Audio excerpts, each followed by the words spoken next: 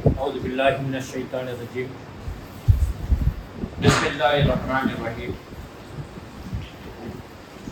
إن الحمد لله نحمده ونستعينه ونستغفره ونعوذ بالله من شرور أنفسنا ومن سيئات أعمالنا.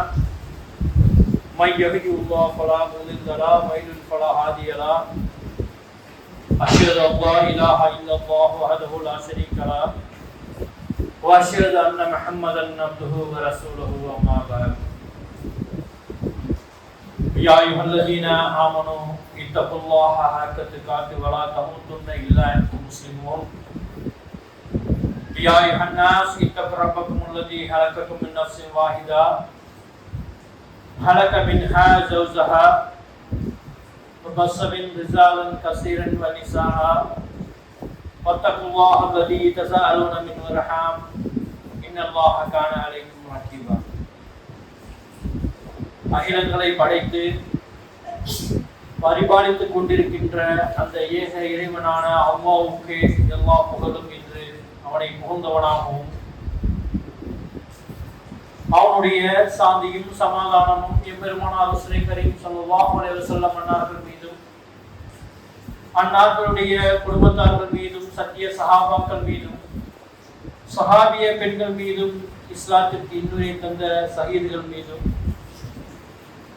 உலக முஸ்லிம்கள் மீதும் இஜ்மா உரையிலே வந்து அமர்ந்திருக்கும் உங்கள் மீதும் என் மீதும் என்றென்றும் நின்று நிலவட்டுமாக என்று கூறியவனாக என்னுடைய இஜ்மா உரையை ஆரம்பம் செய்கின்றேன்.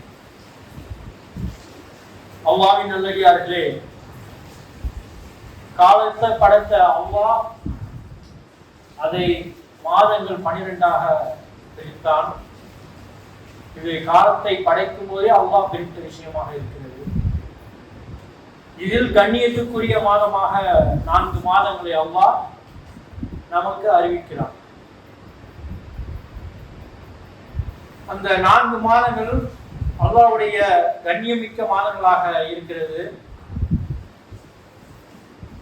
துல்காய்தா, துல்ஹஜ், முஹர்ரம், ரஜப் ஆகிய 4 மாதங்கள். இது 3 மாதங்கள் ஒன்றாக வரக்கூடியதாக இருக்கிறது. துல்காய்தா முடித்து விட்டது, துல்ஹஜ்ஜில் இறுதியில் அடைந்து விட்டோம். இன்ஷா அல்லாஹ் அல்லாஹ் நாடினால் இன்னும் 2 நாட்களில் நாம் முஹர்ரத்தை அடைய இருக்கிறோம். இந்த முஹர்ரம் மாதமானது எவ்வளவு சிறப்பு மிக்க சங்கை மிக்கதாக இருக்கிறது என்று நபிகளார் நமக்கு அறிவிக்கிறார்கள். ஸல்லல்லாஹு முஹர்ரம், இது அல்லாஹ்வுடைய மாதம் அப்படின்னு நபி ஸல்லல்லாஹு அலைஹி வஸல்லம் அவர்கள் அறிவிக்கிறார். எல்லாமே அல்லாஹ் படைத்த நாட்கள் தான், அல்லாஹ் படைத்த மாதங்கள் தான்.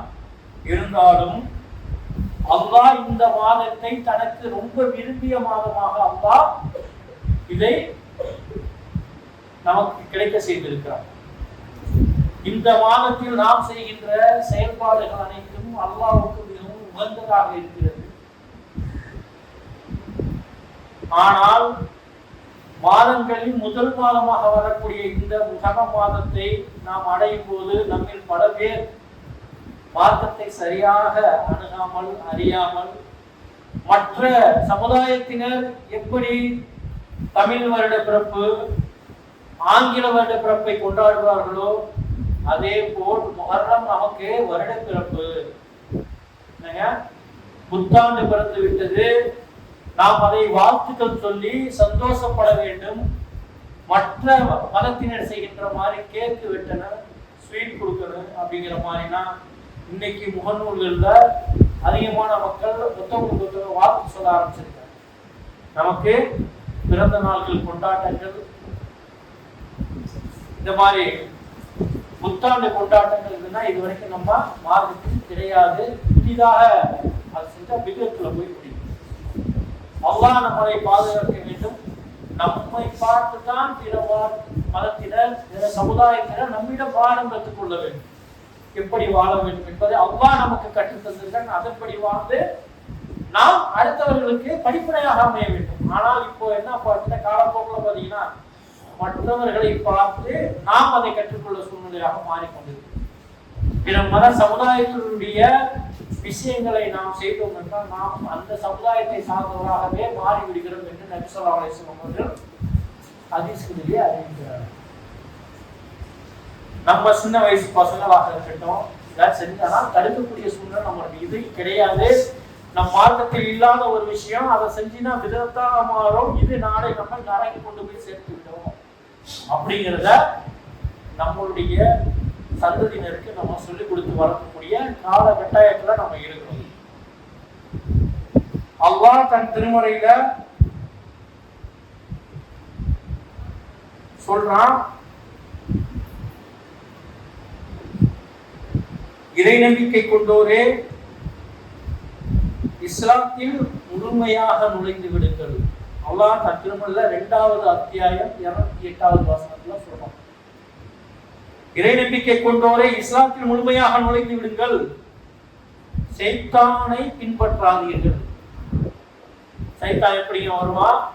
சின்ன சின்ன விஷயங்களை நம்மள அபகரிச்சு, இதுனா தவறு கிடையாது, இப்படின்னா வாழ்ந்தாதான் வாழ்க்கை ரசனையாக இருக்கும், இது என்ன பெரிய சங்கடம் கிடையாது, இதுனா பெரிய தப்பு கிடையாது, பெரும்பாவங்கள் கிடையாது, சின்ன சின்ன சந்தோஷங்கள் வாழ்க்கையில வேணும் அப்படின்னு கொஞ்சம் கொஞ்சமா நம்மள வழி மாற்றுவான்.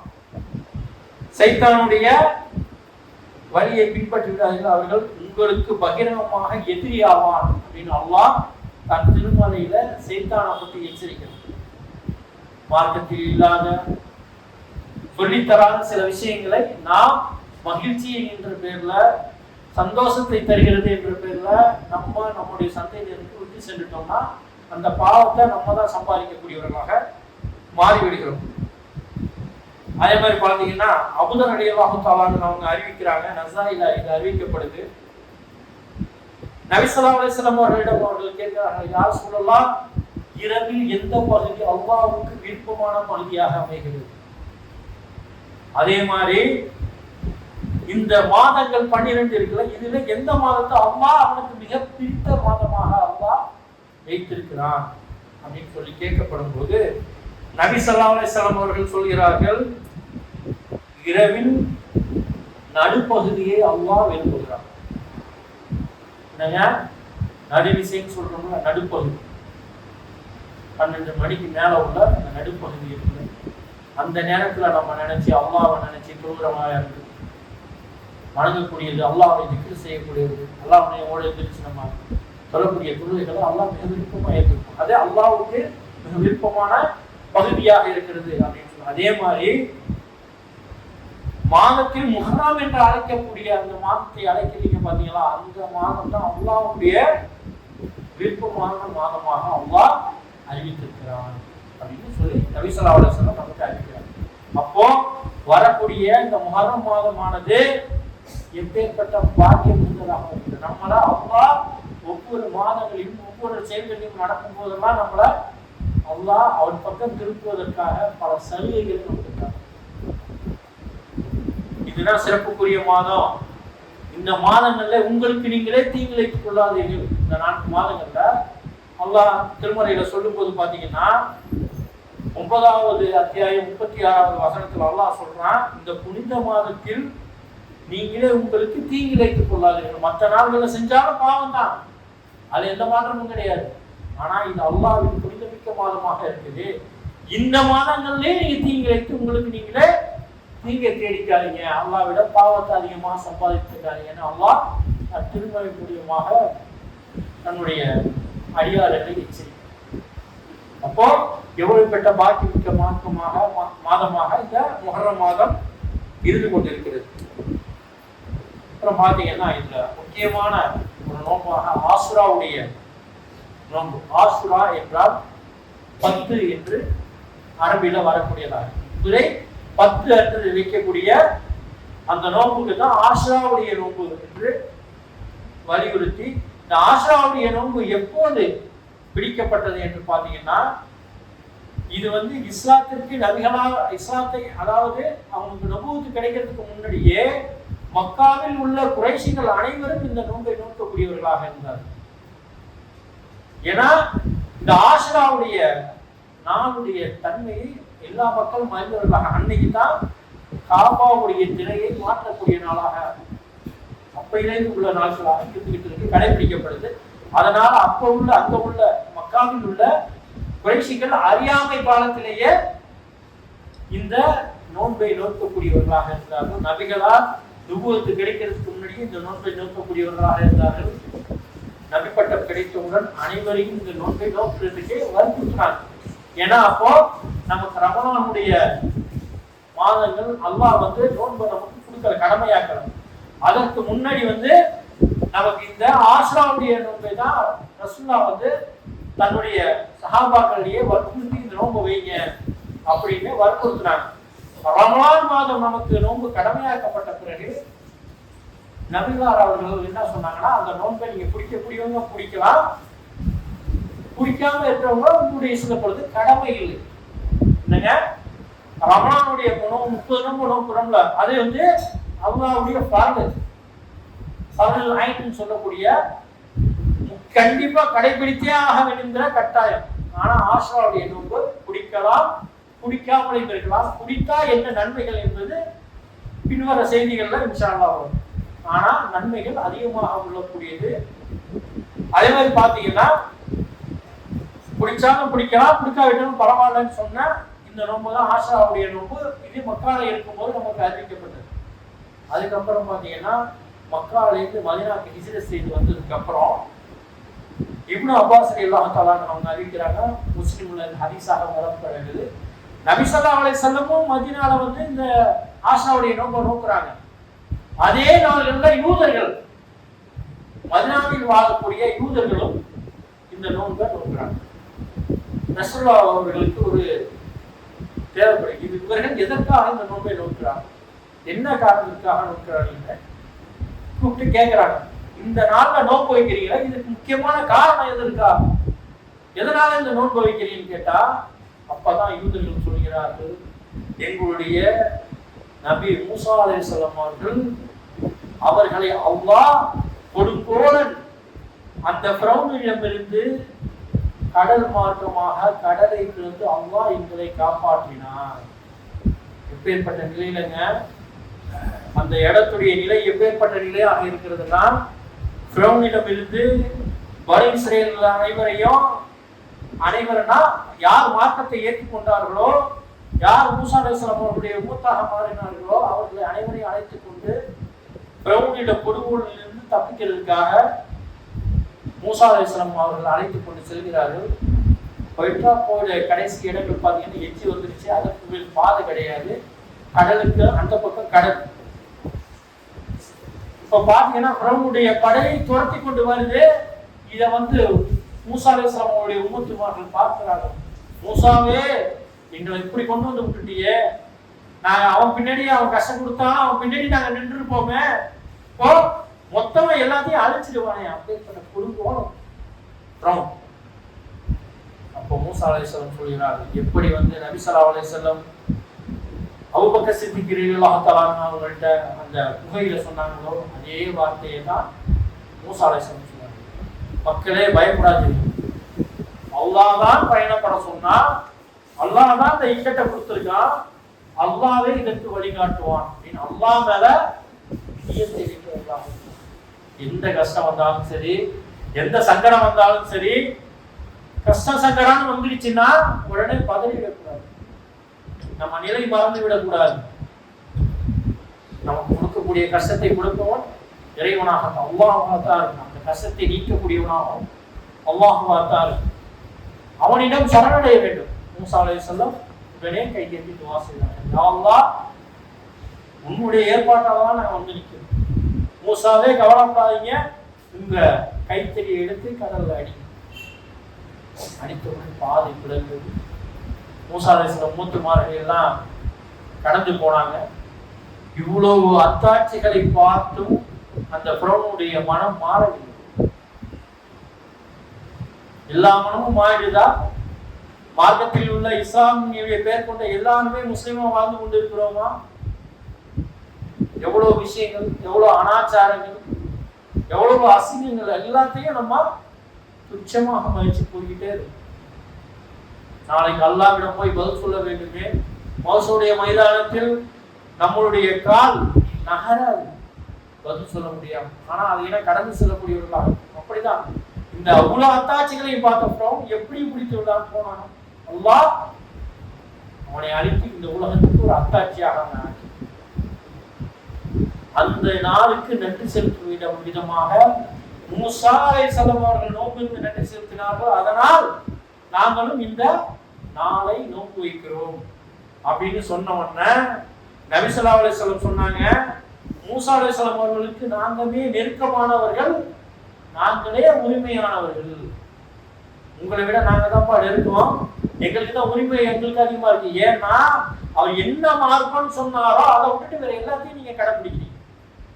ஆனா நாங்க என்ன மூசா அலைஹிஸ்ஸலாம் சொன்னாங்களோ அதே விஷயத்தை தான் நாங்க கடைபிடிச்சிட்டு இருக்கோம். நாங்க தான் நெருக்கமானோம், நாங்க தான் நோன்பு வைக்க தகுதியானவர்கள். உடனே என்ன சொன்னாங்க நபி ஸல்லல்லாஹு அலைஹி வஸல்லம், இந்த நோன்பை எல்லோரும் வையுங்கள் அப்படின்னு சொல்லி அறிவிப்பு செய்யறாங்க. அந்த ஹதீஸ்ல சொல்லப்படுது, தன் வீட்டில் இருக்கக்கூடிய குழந்தைகளை வரைக்கும் நோன்பு வைக்க சஹாபாக்கள் தயார்படுத்தி நோன்பு வைக்க வைத்தாங்க. அப்பேற்பட்ட நோன்பாகத்தான் இந்த ஆஸ்ராவுடைய நோன்பு இருக்கு. இந்த நோன்பை பத்தி சொன்ன உடனே சஹாபாக்களிடையே ஒரு சின்ன சலசலப்பு வருது. இப்போ சஹாபாக்கள் திருப்பி ரசூலுல்லாஹ்ட்ட கேட்குறாங்க, ரசூலுல்லாஹ்வே யூதர்களுக்கும் கிறிஸ்தவர்களுக்கும் அவர்கள் செய்கின்ற விஷயத்திலிருந்து மாறு செய்யுங்க அப்படின்னு சொன்னீங்கல்ல. நம்ம மீசையை கத்தரிச்சு தாடியை வளர்க்குறவங்க ஏன் வளர்க்குறோம்? யூதர்கள் என்ன பண்ணுவாங்கன்னா சுத்தமா தாடியை ஷேவ் பண்ணிடுவாங்க, மீசையை பெருசா வளர்க்கும். அவங்க யூத கலாச்சாரம். அதற்கு மாற்றமாக நம்ம செய்ய வேண்டும் தான் இன்னைக்கு நம்ம தாடி வைக்கிறோம், மீசையை கத்தரிக்கிறோம்.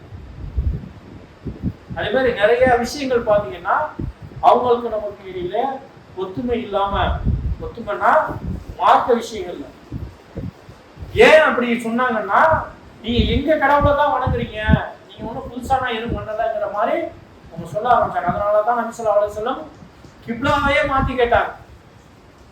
இதை நம்ம எல்லாம் அறியக்கூடிய மக்களாகத்தான் இருக்கும். நமக்கு காபாவுடைய கிப்லாவை எல்லாம் மாற்றி கொடுத்தது காரணம் அவர்களுடைய கிப்லாவை தான் நம்ம வணங்குறோம், அதை தான் நம்ம பண்றோம். இப்போ எங்களுடைய மார்க்கம் தான் சிறந்த மார்க்கம் உங்களை விட அப்படின்னு சொல்லக்கூடிய சூழ்நிலையா இருந்ததுனால தான் நபி ஸல்லல்லாஹு அலைஹி வஸல்லம் அதை இது பண்ணாங்க. உடனே அந்த செயலை சொன்ன உடனே சஹாபாக்களிடையே நபி ஸல்லல்லாஹு அலைஹி வஸல்லம் சொல்கிறார்கள், இன்ஷா அல்லாஹ் அல்லாஹ் நாடினால் அடுத்த வருஷம் நான் உயிரோடு இருந்தோம்னா 9வது நோன்பையும் நோட்பேன், 10வது நோன்பு ஆஷாவுடைய நோன்பையும் நோட்பேன் அப்படின்னு சொல்லி நபி ஸல்லல்லாஹு அலைஹி வஸல்லம் அங்கீகரிக்கிறாங்க. அந்த 9வது நோன்பு வைக்கக்கூடியதை அங்கீகரிக்கிறாங்க. ஆனா அல்லாஹ்வுடைய நாட்டத்தினால அடுத்த வருடம் அவர்கள் ஹயாத்தோட நபி ஸல்லல்லாஹு அலைஹி வஸல்லம் இறந்து விடுகிறார்கள். நபி ஸல்லல்லாஹு அலைஹி வஸல்லம் அவருடைய சொல் செயல் அங்கீகாரம் இது எல்லாமே நமக்கு மாறும். அதனால நபி ஸல்லல்லாஹு அலைஹி வஸல்லம் அறிவிச்சதுனால அங்கீகரிச்சதுனால நம்மளுடைய இந்த முஹர்ரம் மாதத்தில் 9வது நோன்பும் 10வது நோன்பும் நாம் வைக்கலாம். வைக்கக்கூடியதுக்கு நபி ஸல்லல்லாஹு அலைஹி வஸல்லம் நமக்கு அனுமதிச்சிருக்காங்க. இந்த நோன்பு வைப்பதனால் நன்மை என்னன்னா நபி ஸல்லல்லாஹு அலைஹி வஸல்லம் அறிவிக்கிறாங்க. அபூ கதாதா ரலியல்லாஹு தஆலா அவங்க முஸ்லிம்ல இது அறிவிக்கப்படக்கூடிய ஹதீஸாக இருக்கிறது.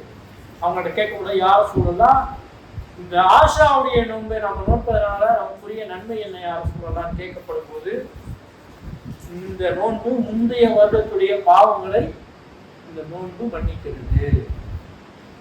ஆஷாவுடைய நோன்பு ஒரு நோன்பு தான் நமக்கு. யூதர்களுக்கு மாற்றமாக கிறிஸ்தவர்களுக்கு மாற்றமாக நம்ம இன்னொரு நோன்பை வைக்கிறதுனால 9வது நோன்பு வைக்கிறோம்.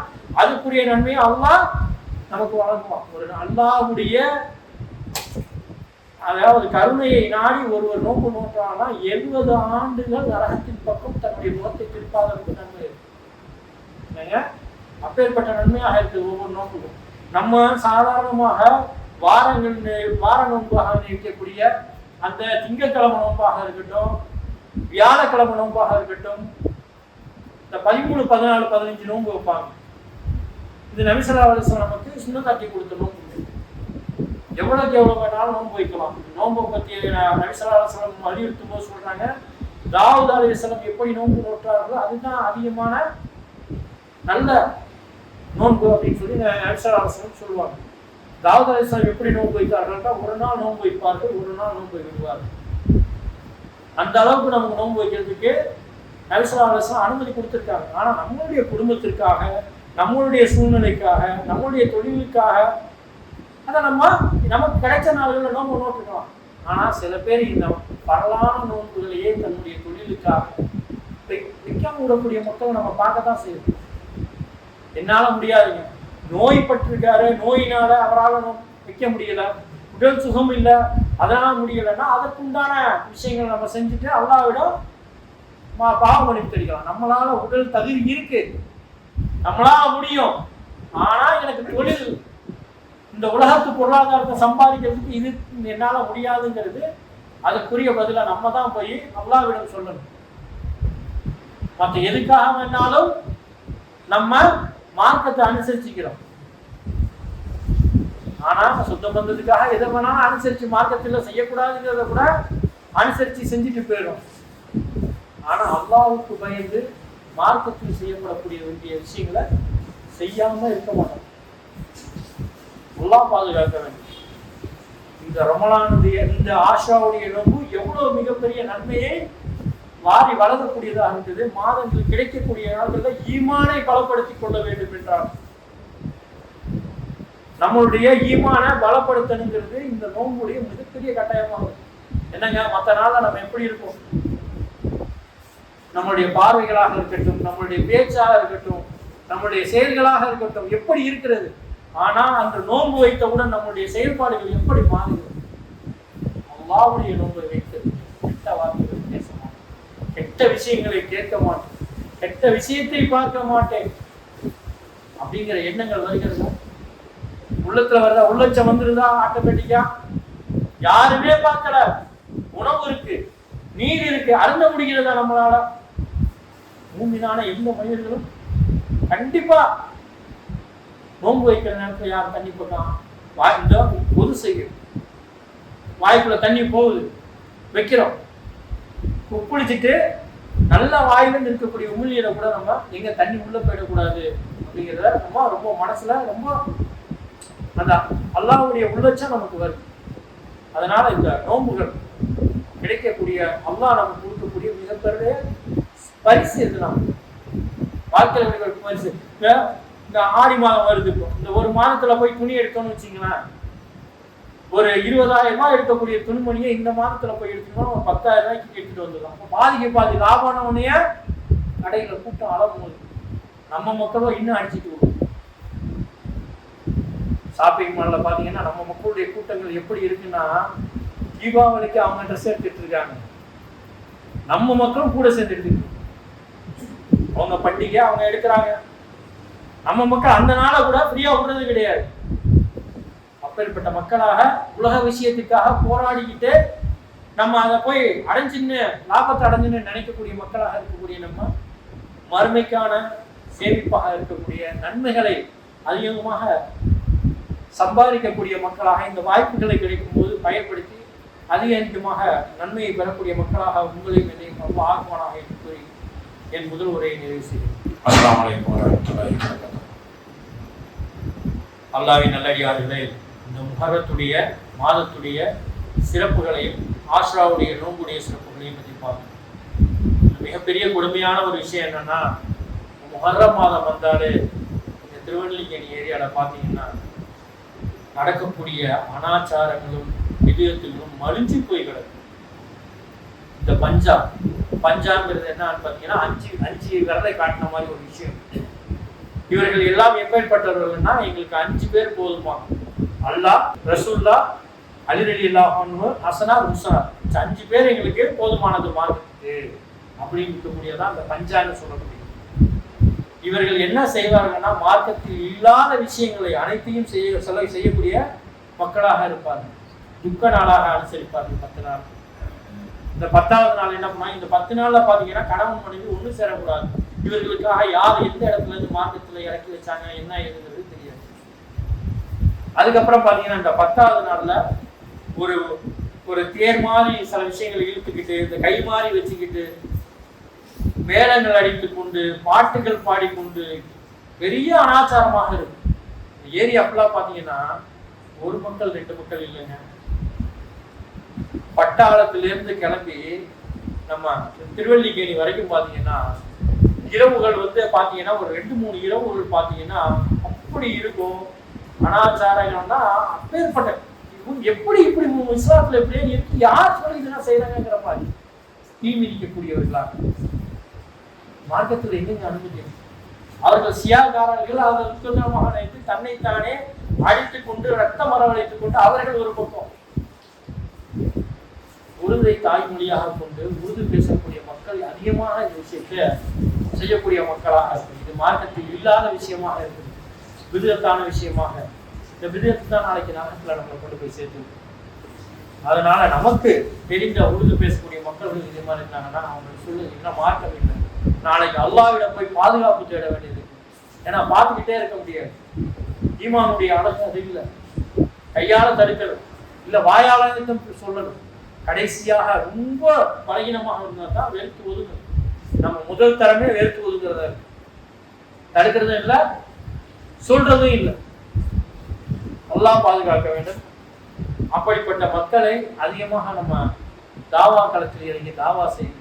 மக்களிடம் இல்லை இது கிடையாது, இது மார்க்கம் கிடையாது அப்படின்னு சொல்லி புரிய வைக்க கூட்டமாக அல்லாஹ் நம்மளை ஆக்குவானாங்க.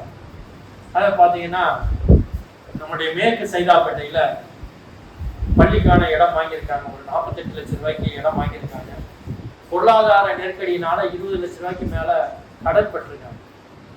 கடன் பட்டு அதற்காக நம்ம தென்சென்னை மாவட்டத்துடைய கிளையாகத்தான் அது இருக்கிறது. நம்ம தென்சென்னை மாவட்டத்தில் ஒரு கிளை சொந்த இடமாக அதை ஆக்கிறதுக்கு அல்லாஹ் கிருபை செஞ்சிருக்கான்.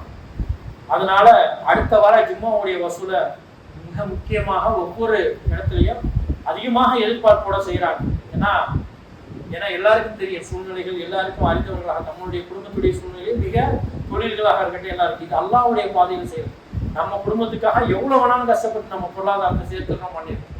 அல்லாஹ்வுடைய பாதையில கொடுக்கக்கூடிய இந்த செல்வங்கள் நாளைக்கு நமக்கு மறுமைக்கு மிகப்பெரிய சேமிப்பாக அமையும். இது சதகத்தில் ஜாரியா என்று சொல்லக்கூடிய அந்த பள்ளிவாசல் இயங்கி கொண்டிருக்கிற காலமெல்லாம் நமக்கு நன்மை சேர்ந்து கொண்டே இருக்கு. அதனால அடுத்த வாரத்துல வரக்கூடிய வெள்ளியில வசூல் செய்ய இருக்காங்க. உங்களால முடிந்தது உங்களுடைய சொந்த பந்தங்கள்கிட்ட கேட்டு வாங்கி கொடுக்க முடிந்தாலும் வாங்கி மிகப்பெரிய பொருளாதாரத்தை கொடுத்து மிகப்பெரிய நன்மை அடைங்க. அது மட்டும் இல்லாம தென்சென்னை மூலியமாக தாய்களுடைய பேச்சாளர்களுடைய குறைபாடுகள் கொஞ்சம் அதிகமாக இருந்துருக்கு. அது இல்லாம ஆர்வத்தை எடுத்து பேசக்கூடிய மக்கள்ல நம்ம வீட்டுல நம்ம ஒரு பிள்ளை இருந்துச்சுன்னா நமக்கு மிகப்பெரிய ஒரு பெருமையாகவும் சந்தோஷமாகவும் என்னுடைய மகன் அல்லாஹ்வுடைய பாதையில அல்லாஹ்வுடைய மார்க்கத்தை பற்றி பேசக்கூடியவனாக இருக்கிறான் அப்படிங்கிற மிகப்பெரிய இது வந்து அதுவும் சாலியான பிள்ளையை நீங்க வளர்த்ததுக்கு உண்டான கூலி அல்லாஹ் மறுமை ஃபுல்லா கிடைக்கும். உங்களுக்கு மறுமையில கிடைச்சிக்கிட்டே இருக்கக்கூடிய வாய்ப்பாக இருக்குது. இது ஆகஸ்ட் 11 தாய் பயிற்சி ஏற்பாடு பண்ணியிருக்காங்க. ஒரு 10 வாரத்துல லீவ் நாள்ல தான் அது ஏற்பாடு பண்ணியிருக்காங்க. இங்க நிர்வாகத்துல இருக்கக்கூடிய பொறுப்பாளரை கேட்டீங்கன்னா அதுக்கு உண்டான கான்டாக்ட் நம்பர் எங்க நடக்குது என்ன ஏதுன்னு சொல்லுவாங்க. அதை அனுப்பி விடுங்க. தன்னுடைய குழந்தைகளை மார்க்கம் தெரிஞ்ச குழந்தைகளாக மாற்றுறதுக்கு இது இலவச பயிற்சியாகத்தான் கொடுக்கப்படும். பயிற்சி கொடுக்கறது மட்டும் இல்லாம அதன் மூலியமாக அவரும் படிப்படை பெறுவார், அந்த குடும்பமும் படிப்படை பெறக்கூடிய குடும்பமாக மாற, அதன் மூலியமாக அந்த சமுதாயம் அந்த ஏரியாவில் உள்ள சமுதாயமும் நன்மை பெறக்கூடிய சமுதாயமாக மாறும். அதனால் இதுல அதிகமான உங்க பிள்ளைகளை வயது வரம்புலாம் கிடையாதுங்க. அதனால பெரியவங்களும் கலந்துக்கலாம், நீங்களும் கலந்துக்கலாம், நீங்களும் பேசலாம் மார்க்கத்தை பத்தி. அதை 7 வருஷம் ஓதன எல்லாத்தையும் பத்தி தெரிந்ததே தெரியாதவருக்கு சொல்லலாம். இல்லை வேற ஒன்றும் கிடையாது. இதுல ஒண்ணு எதுவும் இப்படிதான் இருக்கணும் அப்படிதான் இருக்கணும் இப்படிதான் பேசணும் அப்படிங்கிறது கிடையாது. அல்லாஹ் நாடினால் யாரையும் யாருக்கு மூசா அலைஹிஸ்ஸலாம் அவர்களுக்கு வாய் திக்குற வாய் பேச முடியும், பேசினா திக்கி வர. அல்லாஹ் அவர்களை முடிச்ச அவுத்து தான் அல்லாஹ்விடம் கேட்டார்கள், என்னத்தே அல்லாவே என்னுடைய முடிச்ச அவரு அப்படின்னா அல்லாஹ் அழுத்தார். அதே மாதிரி உங்களுடைய குடும்பத்துல ஒரு தாய் கதை ஏற்படுத்துங்க. இன்ஷா அல்லாஹ் கேட்டவைகளை வாழ்வில் நடக்கக்கூடிய சந்தர்ப்பத்தை அல்லாஹ் அனைவருக்கும் தருவானாக என்று கூறி உரையை நிறைவு செய்கிறேன். வாகல்தான் அவங்க அஸ்ஸலாமு அலைக்கும்.